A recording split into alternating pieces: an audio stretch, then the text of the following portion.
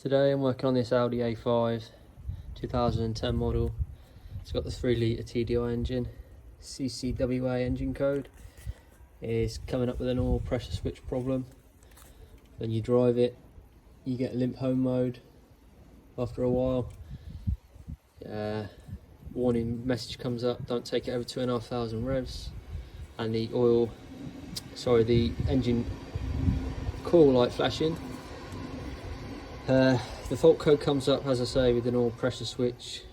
This engine's got 2 pressure switches, one at the top of the engine, one at the bottom behind the radiators, and then also an oil pressure sensor down there. I'll show you that after. I've already changed the one at the top of the engine, just show you where that is, in front of this oil filter, and it's that shiny piece there with you can just see that hex head on it, if it focuses in. There you go. Show you what that looks like, the old one.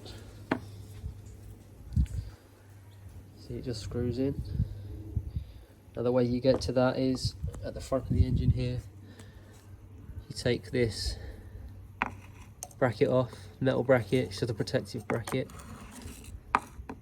You've got 3 bolts holding it in, T30 Torx bolts, one there, one underneath and one on the left. To get to these ones on the right, you'll need to take this auxiliary belt cover off. It just pulls off forwards off of these rubber grommets, very easy. Just pull it forward, it unclips, a couple of pushing clips at the bottom, move it to the right, just enough for you to get those 2 bolts out, and then that bracket just comes off.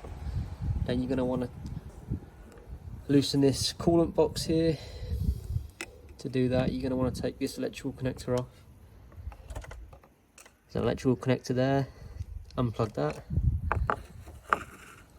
Take this hose clip off, take the hose off. Once all that's disconnected, you've got 2 bolts holding this block on, and they are, you can see it, it's that bolt there and one above it. Now they are microspline bolts, number 10. You need a microspline bit for that. Once you've got those 2 bolts out, it should move freely, and you want to move it all the way over here, around here, out the way. That'll give you clear access through this hole. You can just see the oil pressure switch at the end of my screwdriver. If you follow this cable here, that's the electrical connector for the oil pressure switch. Now this is probably the hardest part about the whole job, is getting that plug off of the oil pressure switch, which plugs in to the switch there. It took me a while to figure out the easiest way to do it, and that is to get some long nose pliers, put it in the hole to the end of the switch and pull. I'll just show you quickly on this switch, which has got the same, this sensor which has got the same connector.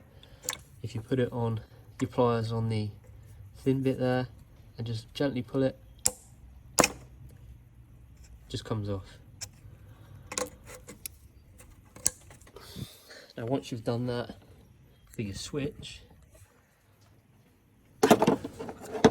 this wire will be completely loose, it won't be connected to anything. Pull that all the way out the way, and then you've got access to your oil pressure switch. To undo the switch, you're going to need a special socket, an oil pressure switch socket, 24mm, because a normal long reach 24mm socket won't go in. It's too thick and it's too long. Now I'll put one on the screen now, hopefully, which I think might work. But for me, I needed to do this quick, so I cut a short reach 24mm socket in half and welded this piece of tube in the middle just to make it longer. Once you've done that, you want to put your socket in the hole first, then put your extension bar on the socket, push it all the way in until it's over your oil pressure switch.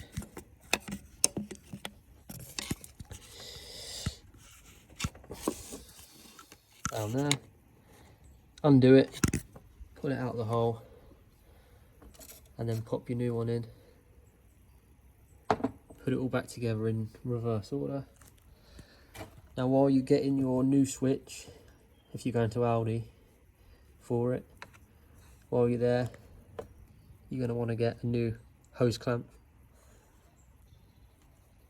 to replace that one you're going to cut off. If you ask them for a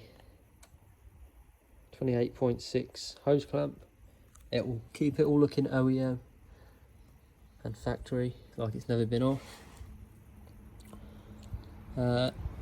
This job looks a lot harder than it is. I found it quite easy in the end. Another quick tip is when you're using these long reach, these bolts down here for this metal clamp and also this block, quite hard to get to. These are very handy, these long reach. This is a long reach T30, and there's your long reach number 10 marker spline. If you can't get that on with your socket on the end and also your ratchet, a good tip is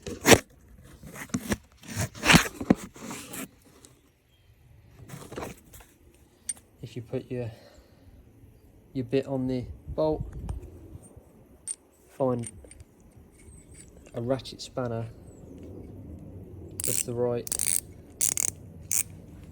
size, and then when you're working in that tight space, you can just use your ratchet spanner to tighten it and undo it. When you're in this tight hole down here, I'll just show you, it fits nicely. Okay, that's the top oil pressure sensor done. I'll take her up in the air and show you the lower oil pressure sensor and the oil pressure switch underneath. Okay, I've taken it up in the air. I'll just show you where this lower oil pressure switch is and also the oil pressure sensor. So when you get it up in the air, or if you're working underneath it, if you go above the sump, above this auxiliary belt, you'll be met with this protective bracket again, same as upstairs, and that will be bolted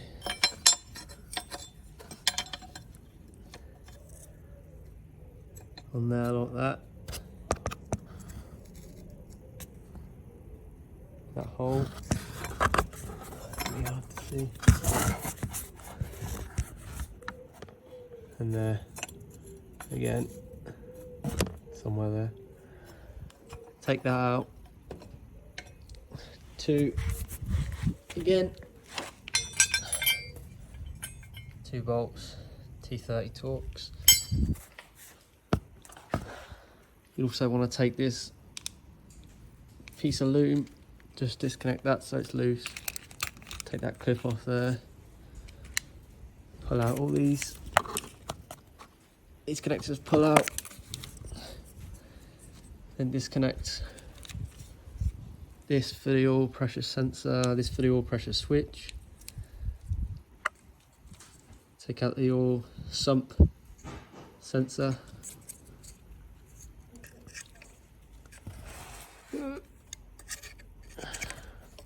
That just pulls out of there, easy enough.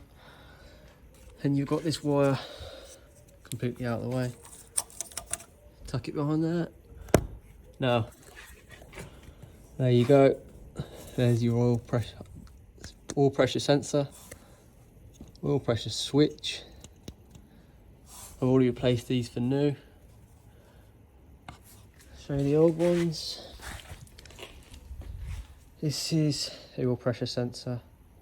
See, it gets very rusty even with your under tray on. Now that's held in there with, again, one T30 Torx bolt above. So when that's in there, you just put your T30 Torx. See if I can pick it up.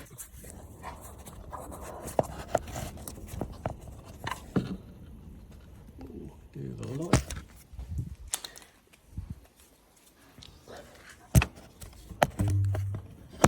There you go. Take that bolt out. Now, getting this out is very hard. Because even once you've taken the bolt out, this O-ring here keeps it in. The only way I've found to do it is to get some mole grips. If you've got some small enough to go in, put your mole grips over it while it's in situ. Twist it side to side, give it a wiggle to loosen it, then get a long flathead screwdriver. Go. There's probably a technical way to get this out, but not unless you've got the Audi tool. Put your flathead screwdriver in to the gap and just twist it. Upward pressure and twist it until it comes loose. What you might have to do is, the only way I could get it out was if you put upwards pressure on your flat blade screwdriver, put a spanner that fits on the screwdriver and twist it, and it will twist out eventually. Your oil pressure switch, again, you'll need your special oil pressure switch socket. Put it over the right end, wiggle it on,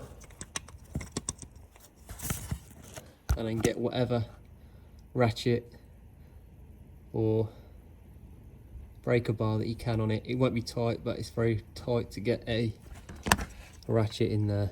I used a I'll show you. I used a pivot bar, which is like quite low profile.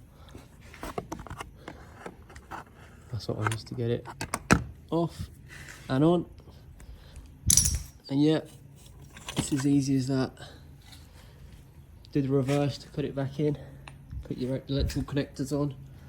Don't forget to put your bracket back on. Push all these little connectors in. And yeah, that is an easy job compared to the upstairs. If you've enjoyed the video or it's helped you out, give it a like. Yeah, thanks for watching.